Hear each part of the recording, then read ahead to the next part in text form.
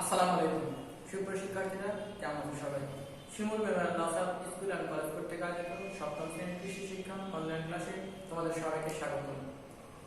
আশা করছি সবাই ভালো আছো, বাসায় অবস্থান করছো। বর্তমানে বাংলাদেশ ও পুরো বিশ্ব যে মরণব্যাধি করোনা ভাইরাস আক্রান্ত, এই করোনা থেকে বাঁচার জন্য আমাদেরকে সর্বোচ্চ সতর্কতামূলক অবস্থায় থাকতে হবে। যতটা সম্ভব বাসায় অবস্থান করতে হবে। খুব জরুরি প্রয়োজন ছাড়া আমরা বাসার বাইরে যাব না। যদি বাসার বাইরে যেতে হয় তাহলে আমরা পর্যাপ্ত পরিমাণে সুরক্ষা ব্যবস্থা নিয়ে বাসার বাইরে যাব। আমরা যে ধর্মাবলম্বী আছি না কেন, নিজের ধর্মীয় অনুশাসনগুলো, রীতিনীতিগুলো সুন্দরভাবে মেনে চলবো, তাহলে আমরা হয়তো এই মরণব্যাধি করোনা ভাইরাস থেকে সৃষ্টিকর্তা আমাদেরকে রক্ষা করতে পারে। আর সরকার দেওয়া বিধিনিষেধগুলো আমাদেরকে অবশ্যই মেনে চলতে হবে। বাসার বাইরে গেলে অবশ্যই মাস্ক ইউজ করতে হবে। বাসার বাইরে থেকে এসে যতটা দ্রুত সম্ভব তাড়াতাড়ি ফ্রেশ হয়ে যেতে এবং পোশাক আশাক চেঞ্জ করে নিতে হবে। এই সময় পর্যাপ্ত পরিমাণে পুষ্টিকর খাবার খেতে হবে। সময় করে প্রত্যেক দিন নির্দিষ্ট কিছু সময়ে কিছু পরিমিত ব্যায়াম করতে হবে, যাতে শরীরে রক্ত চলাচলগুলো স্বাভাবিক থাকে। আমরা এবার মূল আলোচনায় চলে যাই। আজকের ক্লাস উপস্থাপনায় আছে আমি মোহাম্মদ ইকবাল হোসেন, সহকারী শিক্ষক, Shimul memorial Naushad school and college, Rajshahi. আজকে দেখো আমরা যে আলোচনা বিষয়গুলো আলোচনা করবো তার কিছু শিক্ষণফল আছে, শিক্ষণফলগুলো আমরা এক নজর দেখে নিই।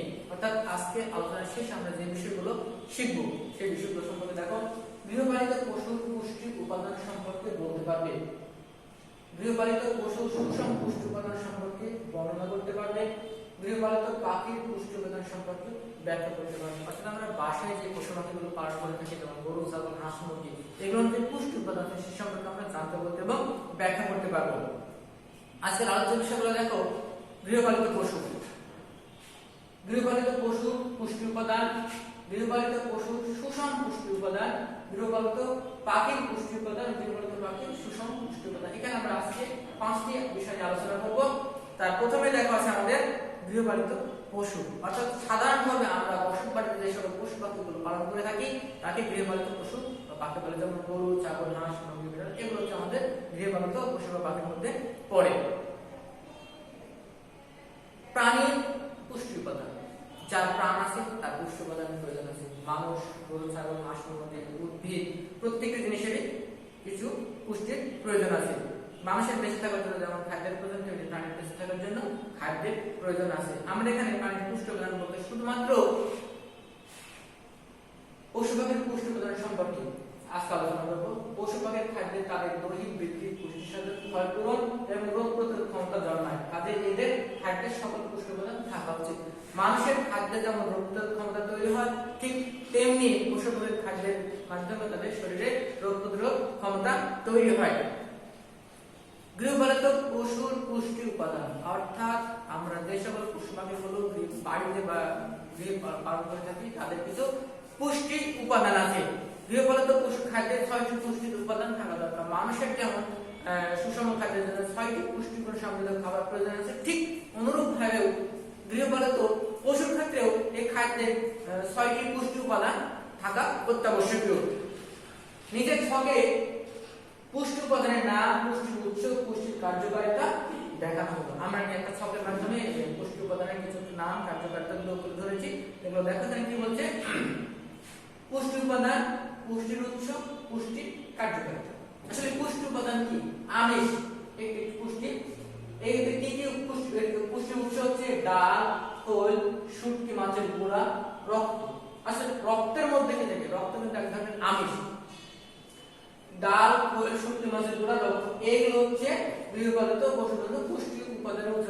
আমিষ এই খাবারের মধ্যে পর্যাপ্ত পরিমাণে আমিষ বিদ্যমান আছে। পুষ্টির কার্যকারিতা, আসলে পুষ্টির কাজটা কি সেটা আমরা জানবো। দেহকে সুস্থ সবল রাখতে সহায়তা করে। দেহকে সুস্থ এবং সবল রাখার জন্য আমিষের প্রয়োজন অত্যন্ত প্রয়োজন। দেহ ক্ষয়পূরণ ও বৃদ্ধি সাধন করে। দেহ ক্ষয়পূরণ ও বৃদ্ধি সাধনের জন্য আমিষ গুরুত্বপূর্ণ ভূমিকা পালন করে। শর্করা, এটা দেখো আমরা খাদ্যের 6টি উপাদান কিন্তু দেওয়া আছে। এই 6টি উপাদান এবং কোন কোন খাদ্যে এই 6টি উপাদান বিদ্যমান এবং এই 6টি উপাদানের কাজগুলো কি আমরা এখানে পর্যায়ক্রমে তুলে ধরেছি। এবার আমরা দেখব যে শর্করা, এটা হচ্ছে পুষ্টির একটি উপাদান। আসলে উৎস কি? কোন কোন উৎস থেকে আমরা শর্করা জাতীয় পুষ্টি উপাদানটা পেয়ে থাকি? যেমন গম, ভুট্টা, খড়, চালের গুঁড়া, ঝোলা গুড়, এই উপাদানগুলোতে কিন্তু শর্করার পরিমাণ বিদ্যমান। আসলে এটার কাজ কি? দেহের শক্তি বৃদ্ধি, তাপ উৎপাদন ও সংরক্ষণ করে। দেহের শক্তি বৃদ্ধি, মানুষ যখন শর্করা জাতীয় খাবার খেলে তার শরীরের শক্তি রোগ ক্ষমতা বেড়ে যায়, শক্তি উৎপাদনের তাপ বৃদ্ধি করে। ঠিক পশুর ক্ষেত্রে ঠিক তাই, দেহের শক্তি বৃদ্ধি করে, তাপ উৎপাদন সংরক্ষণ করে, দেহের বৃদ্ধি ও কর্মক্ষমতা বাড়ায়। অর্থাৎ একটা পশুর কাজ করার ক্ষমতা বাড়ায়। আসলে পশুর কাজ করার ক্ষমতা কি? কাজ করার ক্ষমতা হচ্ছে তার সারাদিনের যে দৈনিক যে থাকে চলাফেরা গুলো, এটা হচ্ছে তার স্বাভাবিক কাজ। তবে অনেক ক্ষেত্রে পশুকে গৃহপালিত পশুকে বাড়ির কাজের জন্য ব্যবহার করে। যেমন আগে যারা জমি চাষ করতো লাঙ্গল দিয়ে বা কি দিয়ে গরু দিয়ে তারা লাঙ্গল চাষ করতো। এখনো অনেক জায়গায় লাঙ্গল দিয়ে গরু চাষ করা হয়, গরু দিয়ে লাঙ্গল জমি চাষ করা হয়। তারপর হচ্ছে ফসল মারার ক্ষেত্রে গরু ব্যবহার করা হয়। এগুলো হচ্ছে গরুর কাজ। তারপর দেখা যাচ্ছে কোষ্ঠকাঠিন্য দূর করে। মানুষের যেমন শরীরের রোগ প্রতিরোধ ক্ষমতা তৈরি হয়ে যায়, পশুর ক্ষেত্রে ঠিক তাই, তার শরীরের রোগ প্রতিরোধ ক্ষমতা তৈরি করে যায়। এই শর্করার ফলে তার কি হলে কোষ্ঠকাঠিন্য দূর করে। অর্থাৎ কোষ্ঠকাঠিন্য আসলে কি, যেগুলো হচ্ছে পেটের সমস্যা হয়, তারপর রক্ত দূষিত হয়ে যায়, এগুলো হচ্ছে এই শর্করা জাতীয় খাবার, এগুলো দূর করে দেয়। তারপর দেখো চর্বি বা স্নেহ জাতীয় পদার্থ। চর্বি বা স্নেহ অর্থাৎ তেল জাতীয় পদার্থগুলো আছে, খৈল, সয়াবিন, বাদাম, সূর্যমুখী, দুধ, মাছের তেল, এই হচ্ছে চর্বি জাতীয় খাবার। এগুলো কি করে?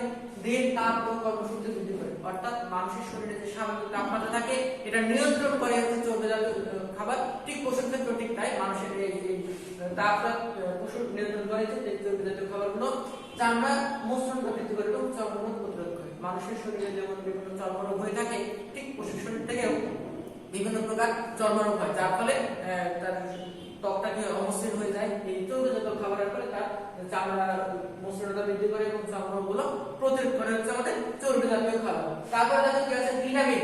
বিভিন্ন কাঁচা ঘাস, ফলমূল, শাকসবজির খোসা, গাছের পাতাতে পর্যাপ্ত পরিমাণে ভিটামিন আছে, যা কি করে? দেখো চামড়া, হাড়, দাঁতের গঠন ও সুস্থতা রাখার জন্য ভিটামিন ডি সহায়তা করে। ভিটামিন ডি, ভিটামিন এ রোগ প্রতিরোধক হিসেবে কাজ করে। ভিটামিন ডি এর কাজ কি? দেখো কি বলছে এখানে, চামড়া, হাড়, দাঁতের গঠন সুস্থতা রক্ষা করে। আর ভিটামিন এ রোগ প্রতিরোধের প্রতিষেধক হিসেবে কাজ করে। খনিজ পদার্থ, কাঁচা ঘাস, লবণ মিশ্রিত উদ্ভিদজাত খাদ্য, এগুলো হচ্ছে খনিজ পদার্থের উৎস। দেহে নতুন টিস্যু উৎপাদনে সহায়তা করে। মানুষের শরীর কোথায় কিন্তু টিস্যুর আবরণে মোড়ানো। অর্থাৎ আসলে এটা আমরা কিভাবে দেখতে পাই? শরীরের চামড়ার উপরের যে অংশটা আছে সেই অংশের উপরে যাওয়ার পরে দেখবা সাদা একটা অংশ বের হয়, যেটাকে আমরা চর্বি বলি। চর্বি না, এটা হচ্ছে এক ধরনের টিস্যু। এই টিস্যুগুলো কেমন হয়? টিস্যুগুলো হচ্ছে মানুষের শরীরের যে চুল যতটুকু চিকন হয় তার চেয়ে কয়েক গুণ বেশি চিকন হচ্ছে এই টিস্যু। অর্থাৎ পাটের যে চিকন চিকন সরু সরু তন্তু থাকে, অর্থাৎ আঁশগুলো থাকে, এই টিস্যুগুলো তার চেয়েও পাতলা হয়ে থাকে। এই টিস্যু তৈরিতে সহায়তা করে হচ্ছে খনিজ পদার্থ। তারপর দেখতে হচ্ছে হাড়, দাঁতের গঠন পুষ্টি সাধন করে। পানির অপর নাম জীবন, তাই কি না? বিশুদ্ধ পানির অপর নাম জীবন। মানুষের ক্ষেত্রে যেমন বিশুদ্ধ পানির খাবারের প্রয়োজন আছে, ঠিক পশুর ক্ষেত্রেও তাদেরকে আমরা যখন পানি খেতে দেবো অবশ্যই বিশুদ্ধ পানি। পুকুর, খাল, বিল, নদী, গভীর অগভীর অঞ্চলের পরিষ্কার বিশুদ্ধ পানি, রসালো কাঁচা ঘাস।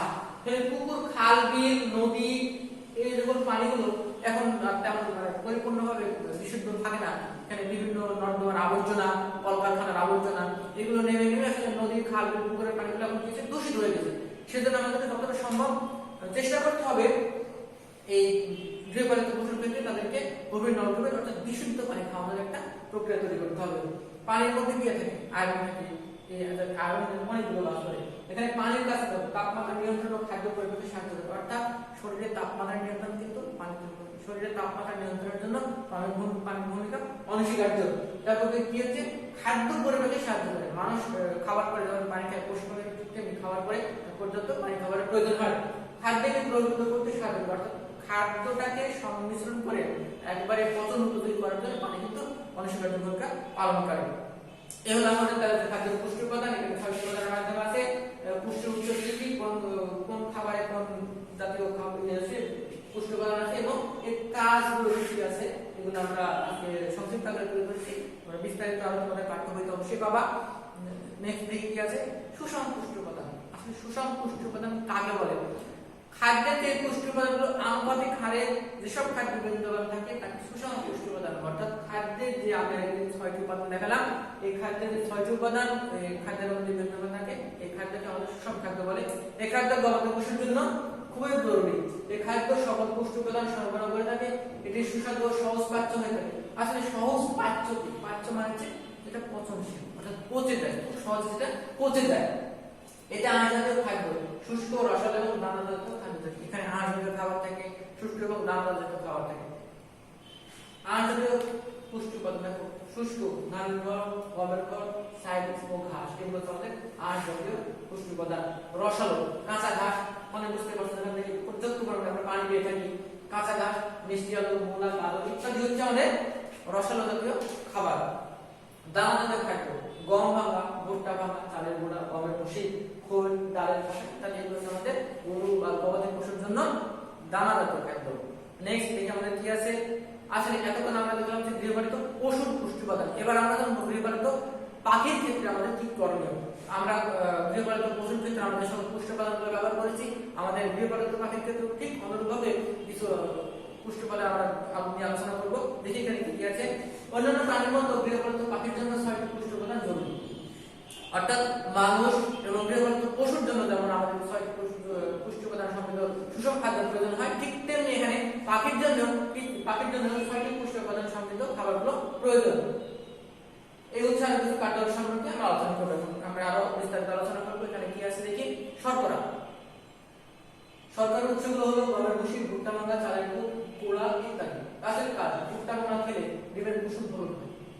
এটা হচ্ছে ডিম উৎপাদন করে যে সকল মুরগি, হাঁস, মুরগি আছে, এদের দিয়ে দেখো যে ভুট্টা ভাঙা খেলে কি হয়, ডিমের কুসুম হলুদ হয়। দেহের শক্তি বৃদ্ধি বা উৎপাদন সংরক্ষণ করে, দেহের বৃদ্ধি ও কর্মক্ষমতা বাড়ায়, কোষ্ঠকাঠিন্য দূর করে। এই শর্করা দেখো এটার কাজ হচ্ছে এগুলো, উৎস হচ্ছে এইগুলো। এই উৎসের মাধ্যমে এই খাবারগুলো খেলে আমাদের এই কাজগুলো পেয়ে থাকি। অর্থাৎ এটার কথা বলছে ভুট্টা ভাঙা খেলে কি হয়, ডিমের কুসুম হলুদ হয়। ডিমের কুসুম যদি হলুদ না হয় তাহলে সেখানে আমাদের শর্করার অভাব আছে। আমিষ, এগুলো হচ্ছে আমাদের আমিষের উৎস। দেখো খোল, বাদাম পাখির, ডাল চূর্ণ, সয়াবিন চূর্ণ, শুষ্ক গুঁড়া, শুটকি মাছ, পশুর নাড়ি ভুঁড়ি, হাড়ের গুঁড়া, রক্ত ইত্যাদি। এগুলো হচ্ছে আমাদের আমিষ জাতীয় খাবার। এগুলো কি করে? পাখির ক্ষেত্রে সুস্থ ও সবল রাখতে সহায়তা করে, দেহ ফলন বৃদ্ধি সাধন করে। অর্থাৎ যে সময় হাঁস বা মুরগি হচ্ছে প্রতিনিয়ত ডিম দেয়, তাদের কিন্তু শরীরে অনেক পরিমাণ ক্ষয় হয়ে থাকে। এই ক্ষয় পরিমাণ বৃদ্ধি সাধনের জন্য আমিষ জাতীয় খাবার অনস্বীকার্য ভূমিকা পালন করে। চর্বি বা তেল, উৎসগুলো হলো তেল জাতীয় শস্য, খোল ইত্যাদি। তেল জাতীয় শস্যগুলো কি কি? সূর্যমুখী, তারপর হচ্ছে সরিষা, এই জাতীয় হচ্ছে আমাদের তেল জাতীয় শস্য। দেহের তাপ ও কর্মশক্তি বৃদ্ধি করে, চামড়ার মসৃণতা বৃদ্ধি করে এবং চর্মরোগ প্রতিরোধ করে। গবাদি পশুর ক্ষেত্রে আমরা যে বিষয়গুলো দেখলাম, ঠিক পাখির ক্ষেত্রে আমাদের সেই একই বিষয় পরিলক্ষিত হয়েছে। ভিটামিন উৎস হলো শাকসবজি, যেমন পালং, মুই, লেটুস, মূলা, বাঁধাকপি, ফুলকপি, গাজর, মাছের উপজাত, সবুজ ঘাস ইত্যাদি। এগুলো হচ্ছে আমাদের ভিটামিনের উৎস। আসলে ভিটামিনের উৎস যেমন আমাদের কাজ সম্পর্কে জানতে হবে। ভিটামিনের কাজ কি? ডিমের উর্বরতা ও উৎপাদন ক্ষমতা বৃদ্ধি করে। ডিমের উর্বরতা ও উৎপাদন ক্ষমতা বৃদ্ধি করে। ভিটামিন অভাব হলে কিন্তু মুরগি পর্যাপ্ত পরিমাণে, মুরগি বা হাঁস পর্যাপ্ত পরিমাণে ডিম উৎপাদন করতে পারবে না। সেক্ষেত্রে যদি ব্যবসায়িকভাবে আমরা এগুলো লালন পালন করে থাকি তাহলে আমাদের প্রফিট অনেকটাই কমে যাবে। সেজন্য ভিটামিন জাতীয় খাবার খেলে আমাদের প্রফিটের পরিমাণটা আস্তে আস্তে বাড়তে থাকবে। চামড়া, হাড় ও দাঁতের গঠন ও সুস্থতা রক্ষার জন্য ভিটামিন ডি সহায়তা করে। এটি হচ্ছে চামড়া, হাড় ও দাঁতের গঠন। এই মুরগির শরীরে যে চামড়া থাকে, হাঁস মুরগি, সেই চামড়া কিন্তু অত্যন্ত গুরুত্বপূর্ণ একটা জিনিস।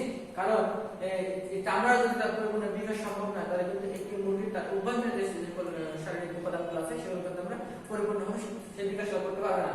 ভিটামিন এ রোগ প্রতিরোধক হিসেবে কাজ করে। ভিটামিন এ রোগ প্রতিরোধক হিসেবে কাজ করে। মানুষের শরীরে যেমন ভিটামিন এ রোগ প্রতিরোধক হিসেবে কাজ করে, ঠিক তেমনি গৃহপালিত পশু বা পাখির ক্ষেত্রেও ভিটামিন এ অনুরূপ কাজ করে থাকে।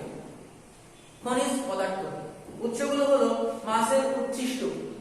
মাছের উচ্ছিষ্ট আমরা মাছ ধরার সময় কি করি? মাছের আঁশ, নাড়িগুলো আমরা ফেলে দিই। এগুলো ফেলে না দিয়ে আমরা যদি হাঁস মুরগিকে খাওয়াই তাহলে খনিজ পদার্থের অভাবটা পূরণ হবে।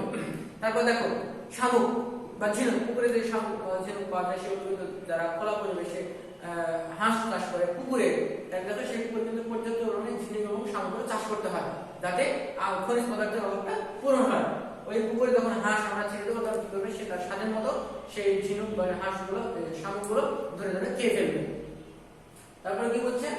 লবণ, হাড়ের গুঁড়া ইত্যাদি। লবণ লবণের মধ্যে পর্যাপ্ত পরিমাণে খনিজ পদার্থ আছে এবং সেটা আয়োডিনযুক্ত লবণ হতে হবে। মানুষের ক্ষেত্রে যেমন আয়োডিনযুক্ত লবণের প্রয়োজন, ঠিক পশু পাখির ক্ষেত্রেও আয়োডিনযুক্ত লবণ খেতে হবে। আসলে এগুলো কাজ কি? ডিমের খোসা তৈরিতে সাহায্য করে। খনিজ পদার্থের অভাব হলে ডিমের খোসা নরম হয়ে যাবে, ডিম দেওয়ার সঙ্গে সঙ্গে সেটা ভেঙে যাবে। এতে কি হবে? আমার উৎপাদন খরচ ঠিক হচ্ছে, কিন্তু আমি প্রফিটেবল দেখতে পাচ্ছি না। দেহে নতুন টিস্যু উৎপাদনে সহায়তা করে। এই যে যখন হাঁসগুলো যখন ডিম পাড়ে, তখন সেই অবস্থাটা শরীরের ভিতরে অনেকগুলো টিস্যু ছিঁড়ে যায়। অর্থাৎ খনিজ পদার্থ যদি আমাদের পর্যাপ্ত পরিমাণে অটোমেটিক্যালি অর্থাৎ প্রাকৃতিকভাবে সেই টিস্যুগুলো আবার নতুনভাবে তৈরি হয়ে যায়। হাড় ও দাঁতের গঠন ও কোষীয় সাধন করে রক্ত দহন বাড়তে সাহায্য করে। অর্থাৎ কোনো জায়গায় প্রচুর ইয়ে হলে রক্ত অনেক সময় কি হয়? পাতলা হয়ে যায়। অর্থাৎ খনিজ পদার্থের অভাবে রক্তগুলো শরীরে পাতলা হয়ে যায়, জমা করতে পারে না। এর জন্য খনিজ পদার্থ অত্যন্ত গুরুত্বপূর্ণ ভূমিকা পালন করে। পানি উৎসগুলো হলো পানি, দেখো পানি, কচি ঘাস, শাকসবজি। কচি ঘাস এবং শাকসবজিতে পর্যাপ্ত পরিমাণে পানি থাকে, সেজন্য পানি তো দিতেই হবে, পাশাপাশি কচি ঘাস এবং শাকসবজি সরবরাহ করতে হবে। কাজ তাপমাত্রা নিয়ন্ত্রণ ও খাদ্য পরিবেশে সাহায্য করে, খাদ্যকে দ্রবীভূত করতে সাহায্য করে, কোষ্ঠকাঠিন্য দূর করে, দেহের দূষিত পদার্থ মলমূত্র ও ঘামের আকারে বের করে দেয়। উল্লেখ করছি ঝিনুক, শামুক, ছোট মাছ, কাঁকড়া, কেঁচো, পোকামাকড়, জল উদ্ভিদ ইত্যাদি হাঁসের প্রিয় খাদ্য বস্তু। দেখো উপরে উল্লেখিত আমরা যে সকল খাদ্য বস্তুগুলো তুলে ধরলাম, তাছাড়াও হাঁসের ক্ষেত্রে যে সকল প্রিয় খাদ্য বস্তু দেখো আমি দিয়েছি ঝিনুক, ছোট ঝিনুক, শামুক সরাসরি হতে হবে, ছোট মাছ অর্থাৎ পুকুরে তার ছোট মাছ ধরে খেতে থাকে, কাঁকড়া, কেঁচো, কেঁচো তাদের অন্যতম একটি প্রিয় খাবার, পোকামাকড় তারা জলজ উদ্ভিদ ইত্যাদি হাঁসের প্রিয় বস্তু। যখন আমরা পুকুরে হাঁস ছেড়ে দিই তখন দেখবো পুকুরে চারিদিকে তারা ঘুরে ফিরে কোনো না কোনো কিছু খাচ্ছে। এগুলো হচ্ছে তাদের পুষ্টিকর এবং প্রিয় খাবার।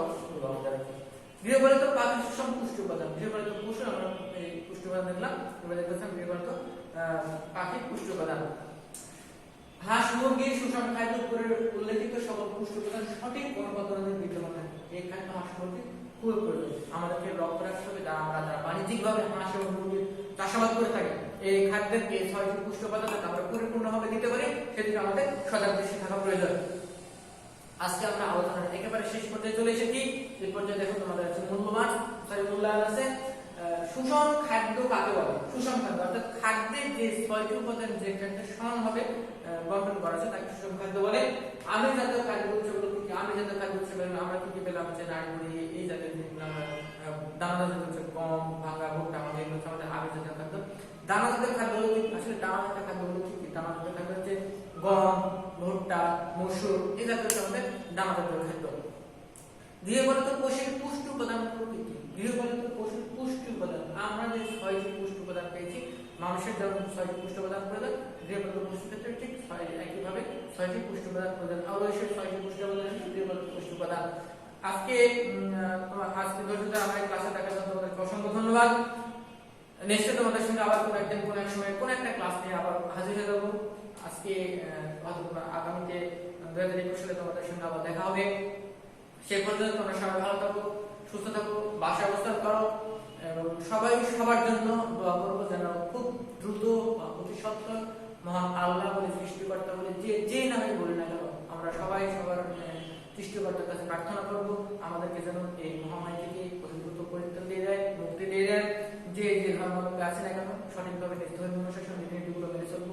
প্রথমে কথাগুলো বললাম, তোমাদেরকে আবারও বলছি, কারণ হচ্ছে এই বছর এটাই তোমাদের সঙ্গে আমার শেষ ক্লাস। আগামীতে আবার নতুন ভাবে কোনো কিছু নিয়ে তোমাদের সঙ্গে দেখা হবে। সেই পর্যন্ত সবাই ভালো থাকো, সুস্থ থাকো, পরিবারের সবার প্রতি যত্নশীল হও, নিজের প্রতি যত্নশীল হও। সবাই সবার জন্য দোয়া করবে। আল্লাহ হাফেজ। আসসালামু আলাইকুম।